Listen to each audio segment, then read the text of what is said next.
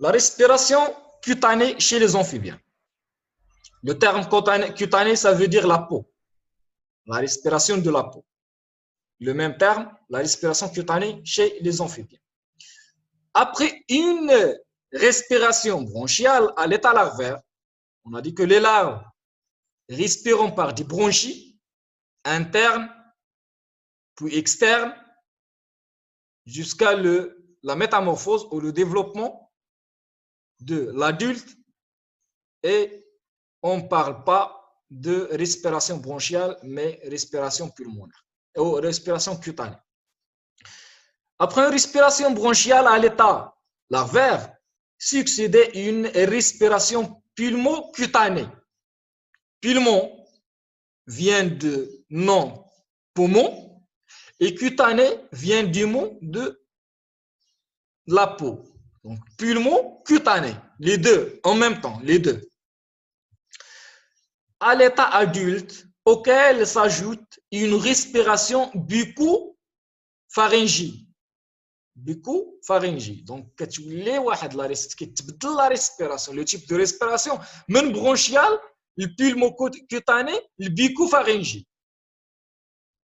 Donc, on a trois types de respiration. Pulmo-cutané, le bucco-pharyngé et les amphibiens adultes. Le bronchial, les amphibiens larvaires. Les poumons des amphibiens sont des sacs relatifs simples et présentent peu de compartiments alvéolaires. Donc, parmi les constituants des poumons, des alvéoles. Les alvéoles sont responsables de la respiration. Donc, peu de compartiments alvéolaires internes et sont en relation directe avec la glande, absence de trachée. Donc, les trachées, mais les trachées, la biologie animale des invertébrés, et les arthropodes respirent par des trachées. Alors, on continue. La plupart des amphibiens sont en mesure de réaliser des échanges gazeux dans l'eau ou dans l'air par l'intermédiaire de leur peau. Cette respiration cutanée nécessite une peau humide et richement vascularisée afin de permettre à l'oxygène de se diffuser à un taux suffisamment élevé. Pendant l'hivernage, donc l'explication la plupart des amphibiens sont en mesure de réaliser les échanges gazeux dans l'eau et dans l'air. Donc, leur peau ou le type de respiration des amphibiens كتخليهم انهم يكونوا او كتمكن لهم انهم يديروا لا ريسبيراسيون في وسط الماء dans l'eau et en contact de l'air par l'intermédiaire de leur peau. Donc بلا peau ديالهم.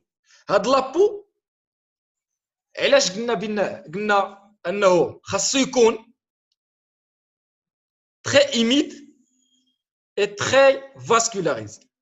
Humide et vascularisé. علاش vascularisé? Pour les vaisseaux sanguins transportent l'oxygène. Alors, il a كان richement vascularisé, il a كانوا les vaisseaux sanguins irrigués منتشرين في الجسم كامل وفي لابو بالخصوص غادي تمكن له la respiration انه يريسبيري l'oxygène de l'air par ces vaisseaux sanguins. قلنا le rôle du vaisseau sanguin c'est un transporteur de l'oxygène. Le sang est un transporteur d'oxygène. On a droit à la respiration.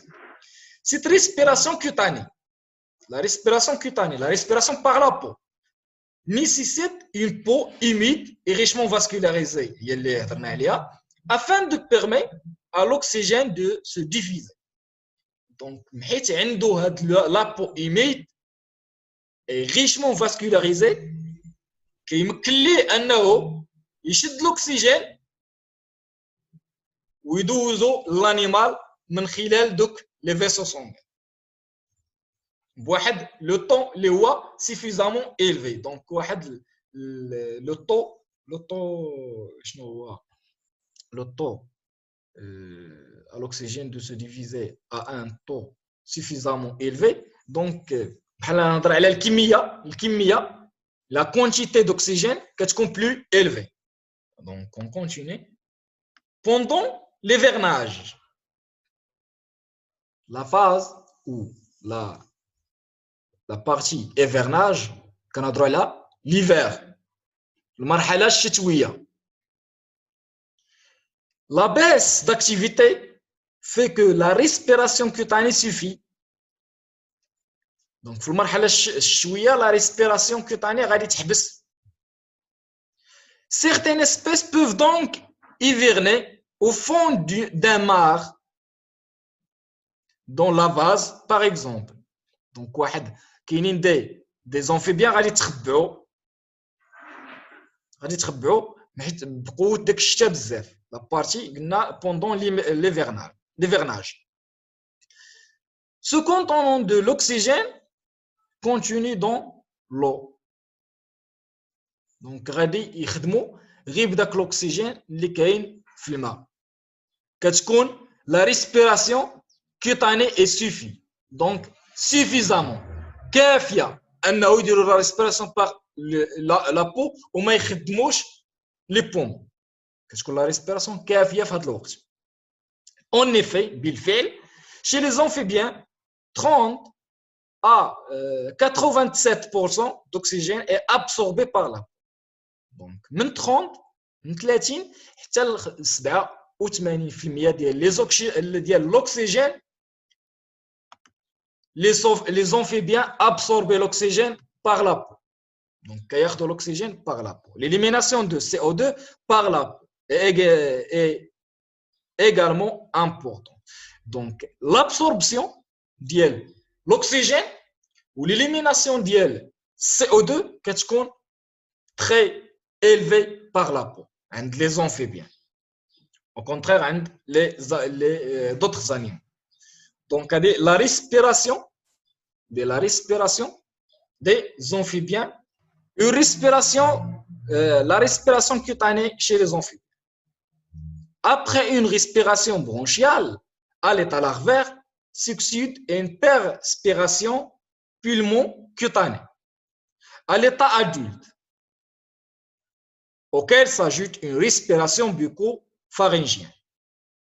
On a droit à la respiration bucco-pharyngienne. Donc, من la bouche, il respire من la bouche, où il douze l'air من le pharynx jusqu'à le poumon. On a droit à la bucco-pharyngienne. يعني la relation entre la bouche buccale et le pharynx jusqu'à les poumons. Donc, c'est bucco-pharyngienne ou pulmon-cutané. La plupart des amphibiens sont en mesure de réaliser des échanges gazeux dans l'eau ou dans l'air par l'intermédiaire de leur peau. Alors, leur peau, il y a des conditions pour commencer ou faire les échanges à condition que la peau est humide et très vascularisée. Donc, هذا هما اللي خاص يكون عند la peau ديال les amphibiens باش يديروا les échanges dans l'eau et dans l'air. خاص يكون humide et très vascularisé. هنا سالينا la